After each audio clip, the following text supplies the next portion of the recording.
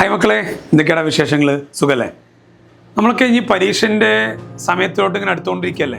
10ാം class, +1, +2 നമ്മൾക്ക് school പഠിക്കുന്ന മക്കളാണ്. ഞാൻ താഴെ 9ാം ക്ലാസ്സും 8ാം ക്ലാസ്സും ഒക്കെ പഠിക്കുന്ന കുട്ടികളൊക്കെ ഈ ഒരു അക്കാഡമിക് ഇയർ ഇങ്ങനെ പകുതി കഴിഞ്ഞ് നിൽക്കുകയാണ്. നമ്മൾ വളരെ ഗംഭീരമായിട്ട് പഠിക്കണ്ടേ?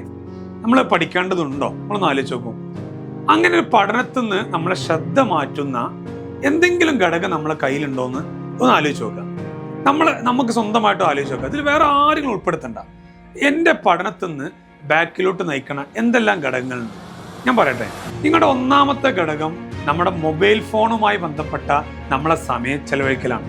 നമുക്കറിയാം, നമുക്ക് മിക്കവാറും പല കുട്ടികൾക്ക് സ്വന്തമായിട്ട് ഫോണൊക്കെ ഉണ്ടാവും.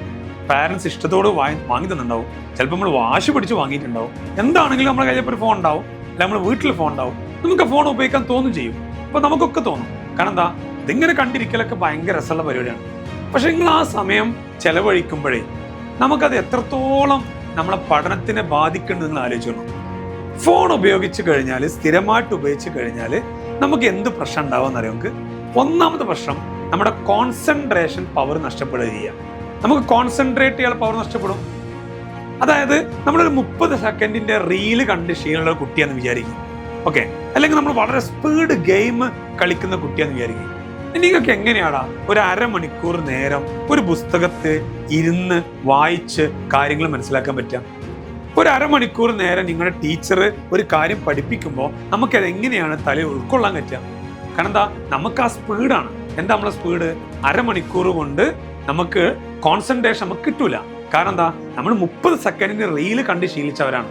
അതുകൊണ്ട് ഇപ്പൊ നമ്മൾ ഈ യൂട്യൂബ് ചാനലിൽ വീഡിയോ കാണുന്ന ആളുകൾ സ്പീഡൊക്കെ കൂട്ടിയിട്ട് 2x ആക്കി കേൾക്കുന്നുണ്ടാവും. എന്തിനാ കേൾക്കണത്? നമുക്ക് ക്ഷമയില്ല. നമുക്ക് എന്തുകൊണ്ടാണ് അങ്ങനെ ശീലം വന്നത്? അത് ഫോണുമായി ബന്ധപ്പെട്ട അഡിക്ഷനാണ്. അപ്പൊ നിങ്ങൾ ഇനി എക്സാമുമായി ബന്ധപ്പെട്ട് മുന്നോട്ട് പോകുമ്പോൾ മക്കളെ നിങ്ങൾ ശ്രദ്ധിക്കേണ്ട കാര്യം, നിങ്ങൾ ഫോണിൽ നിങ്ങൾ എന്ത് ചെയ്യണം? കൺട്രോൾ ചെയ്യണം. ഉപയോഗിക്കേണ്ടെന്ന് നമ്മൾ പറഞ്ഞില്ല, ഫോണിനെ കൺട്രോൾ ചെയ്യണം. എങ്ങനെ ഫോണിനെ കൺട്രോൾ ചെയ്യുക? നിങ്ങൾ പഠിക്കുന്ന സമയത്ത് നിങ്ങളുടെ ചുറ്റുവട്ടത്ത് നിങ്ങളുടെ ഫോൺ ഉണ്ടാവാൻ പാടില്ല. അതിന് നോട്ടിഫിക്കേഷൻ കാര്യങ്ങളൊക്കെ എന്ത് ചെയ്യുക? അടച്ചു വെക്കുക, ഒഴിവാക്കി വെക്കുക, ഓഫാക്കി വെക്കുക. നോട്ടിഫിക്കേഷൻ വരണ്ട. എന്നിട്ടൊരു ടൈം നിശ്ചയിക്കുക. ആ ടൈമിൽ നിങ്ങൾ എന്ത് ചെയ്യുക? ഈ പറഞ്ഞ ഫോൺ ഉപയോഗിക്കുക. ആ ടൈം കൂടരുത് കേട്ടോ. അങ്ങനെ നിങ്ങളൊന്ന് ശീലിച്ചു നോക്കൂ. നിങ്ങളുടെ പഠനത്തിൽ ഒരുപാട് ശ്രദ്ധ കൊണ്ടുവരാൻ പറ്റും. ഞാനൊരു ചെറിയ എക്സാമ്പിൾ പറഞ്ഞുതരാം. അതായത് നമ്മൾ ഷോപ്പിൽ പോയിട്ട് സൂപ്പർ മാർക്കറ്റിൽ നിന്നൊക്കെ സാധനം വാങ്ങി തിരിച്ചു വരുന്ന സമയത്ത് ഈ ബില്ലിംഗ് കൗണ്ടറിന് തൊട്ടടുത്തായിട്ട് എന്താ ഉണ്ടാവുക? വളരെ അത്യാവശ്യമുള്ള കാര്യങ്ങളാണ് ഉണ്ടാവുക. അല്ല, നമ്മുടെ കൂടെയുള്ള കുട്ടികൾക്ക് കഴിക്കാൻ പറ്റുന്ന സ്വീറ്റ്സ് ആണ് ഉണ്ടാവുക. അല്ലെ? നമുക്കറിയാലോ, നമ്മൾ കുട്ടികൾക്ക് ഇഷ്ടപ്പെട്ട വളരെ കാര്യപ്പെട്ട സ്വീറ്റ്സ് ഒക്കെ അവിടെ വെക്കും. അത് കുട്ടികൾക്ക് കയ്യെത്തും ദൂരത്തെ വെക്കുക.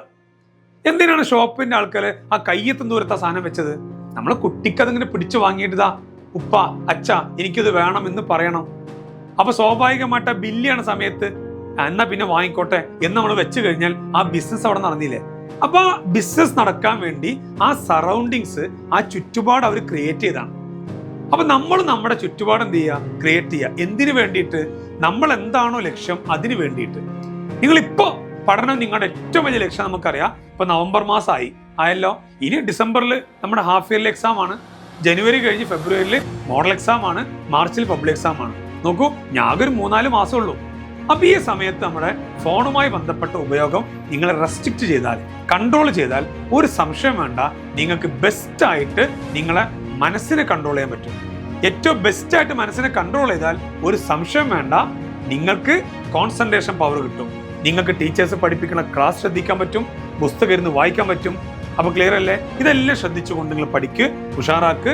ഈ വരാൻ പോണ പബ്ലിക് എക്സാം, ഏത് എക്സാം ആവട്ടെ, അത് നമുക്കുള്ളതാണ്, നമുക്ക് മാത്രമുള്ളതാണ്.